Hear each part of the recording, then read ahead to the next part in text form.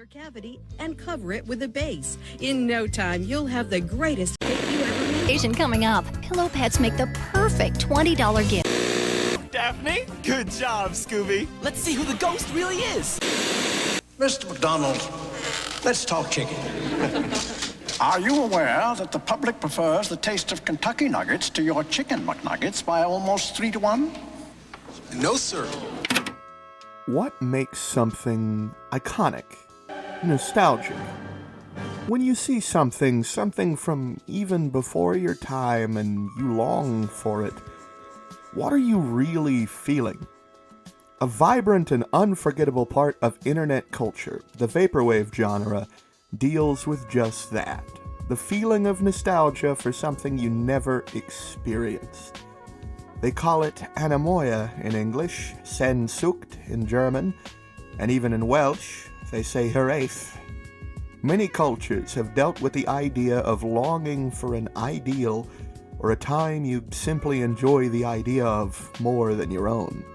Of eras worldwide, at least in the modern world and parts of Asia, the 1980s are a time people wish they could stay in, or go back to, or experience. There was a sort of jubilance. Sure, the Cold War was going on, but the ice was melting, the cracks could be felt. Gorbachev was playing nice, and even in Russia often, the music reflected this attitude. The German nightclub scene was at its peak. Scandinavian metal was in its golden age. Russia established a sound all to its own. Michael Jackson was becoming the biggest sensation the world had ever seen, and in the 1990s, the Union fell. Well, while Russia no longer felt so jubilant, and with artists like Kino, maybe they never did, the West held on to this for the remainder of the decade. Hits like Fly Day Chinatown dropped from the Japanese scene. City pop hit its zenith in this period. Space-age design, flashy and jagged, sometimes what you would consider bad graphic design. Purple colors and weird, conflicting hues. Vaporwave embodies all of this, ripping from every nation, often using old advertisements as background for its music. It takes the consumer culture of the period and pulls from it the artistry, placing it on a pedestal. What does all this mean? How does it relate to today's topic? What is today's topic? It's this cool little spray can. What makes it cool? Well, this is a Bissell branded can of oven cleaner, and if you look on the back, it says a Barcolene product. That doesn't make it cool. I wouldn't think so. But let's get some backdrop. Barcolene was founded way back in the day, but it really hit its element in the 40s and 50s, where it was this miracle cleaning paste. Now, if you look it up today, Google will probably ask you if you meant Barcelona, but back in the day, it was everywhere. It had magazine ads, TV ads, but after competition in the 60s and 70s, Barcolene began to weaken. Sales fell and it couldn't innovate. By the 1980s, it was losing too much market value and had to be sold.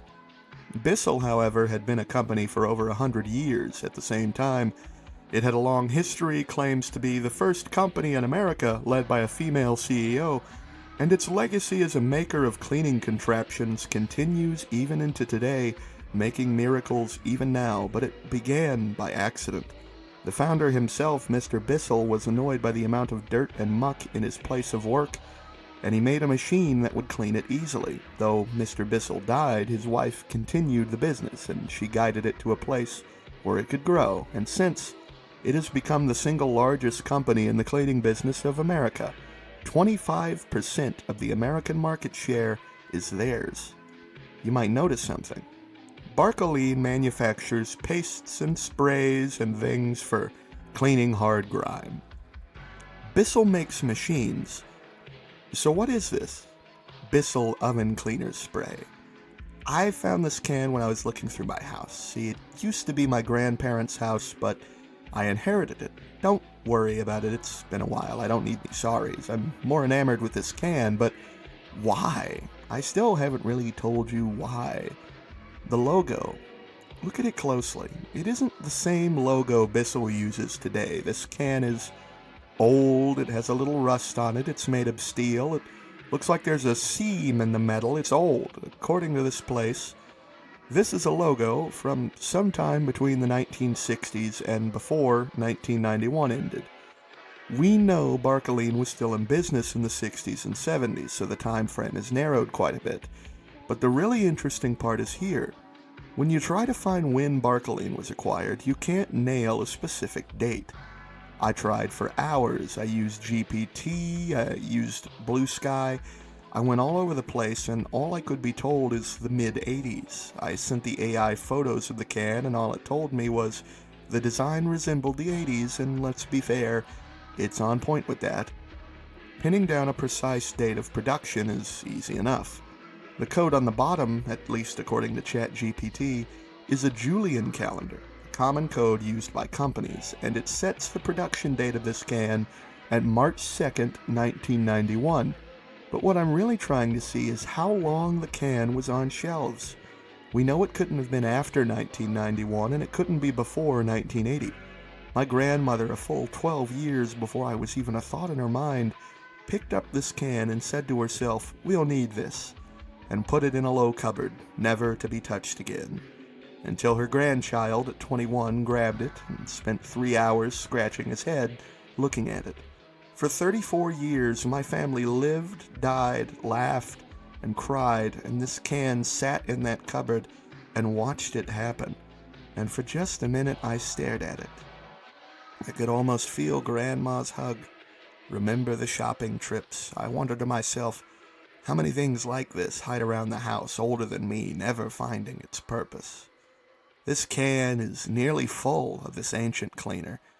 There is no expiration date on this cleaner. It just says it is a cleaner, and not to let it get on your skin. It says it's for outdoor use only.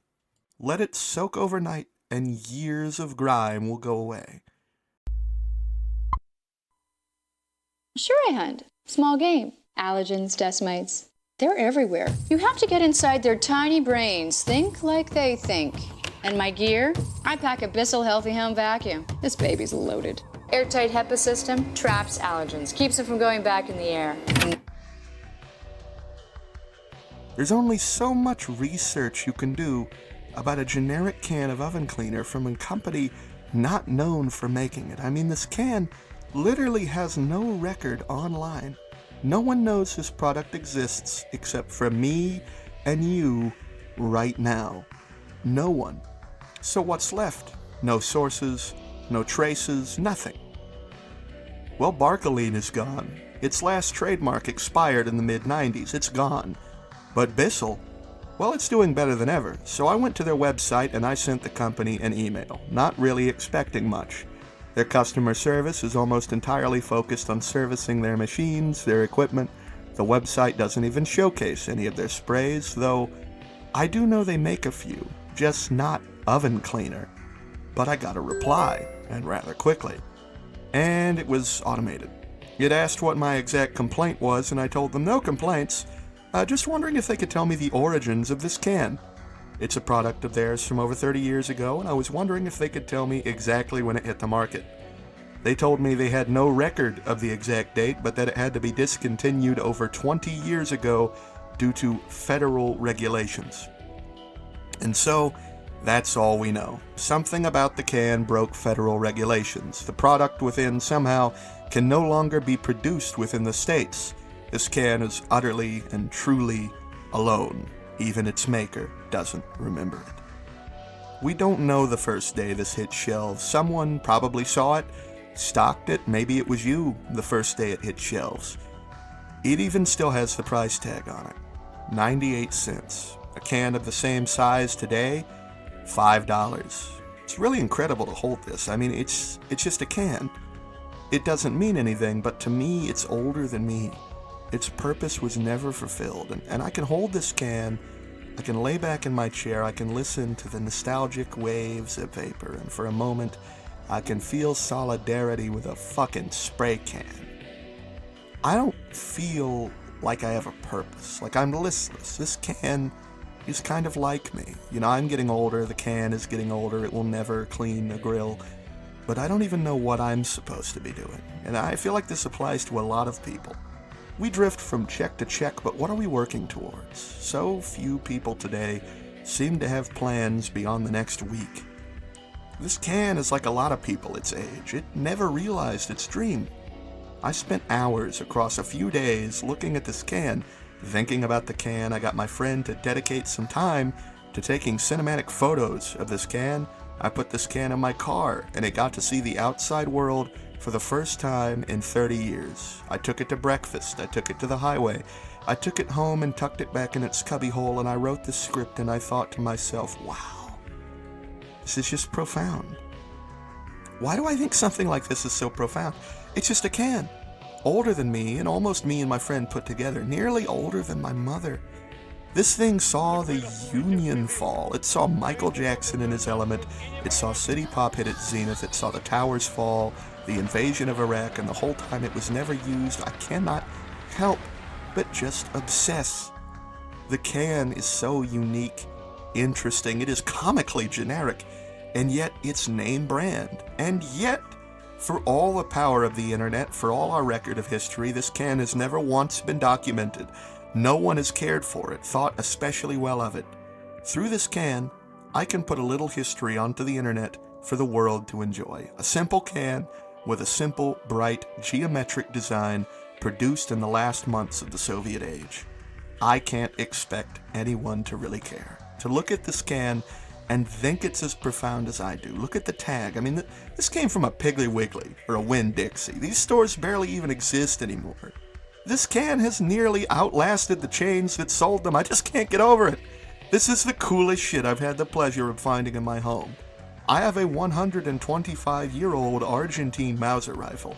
It hungers for Brazilians. It walked off the line of low manufacturing in Berlin in the grand old year of 1895, and yet people know it. People can tell me and talk about it and have videos about this ancient rifle, firing it. They make ammo for it. This can has nothing. It's never been seen online. There are no guides for its use. The formula inside of it is not even legal to produce. This can might be the only one in the world for all I know. As stupid as it is, history should be cherished. It's a small, irrelevant part of the height of American consumer culture, but somehow I feel like to someone this can might be more important than me. I almost feel like I think it is. I'm not beating the autism allegations, not at all. I spent hours researching, an hour posing a can, and hours editing this video to I don't even know, to tell you about this can and why I like it, the story of this can and how it captivated me. Bissell brand oven cleaner, a Barcolene product. That's it. That's the video. You have a great day. Spread this far and wide. I want the world to see this can. I want everyone to see this thing in all its glory, its generic 80s styled glory. Oh, but like and subscribe before you do that. I don't want to ask too much of you, but if you would do that, like, sub, bell, and share, it would really help me out and show me that you like the oddball, random content. Now, to fulfill my Patreon obligations. To my $5 Knights of Biskin, Gangsta Plays, Pancheck, The Irishman, Sime Kashab, Null Scorpion, Dedrin, L. Walter Doro, Protector of the Faith, General Secretary of the National Salvation Council, Luther Manhole, Santiago Soto, Gotts Hubner, Boos Gumps, and Cyclonus 777. And for my single taxpayer. Thank you all greatly for donating. Please join the Discord and ping me to receive your rolls. I'll see you on the next one.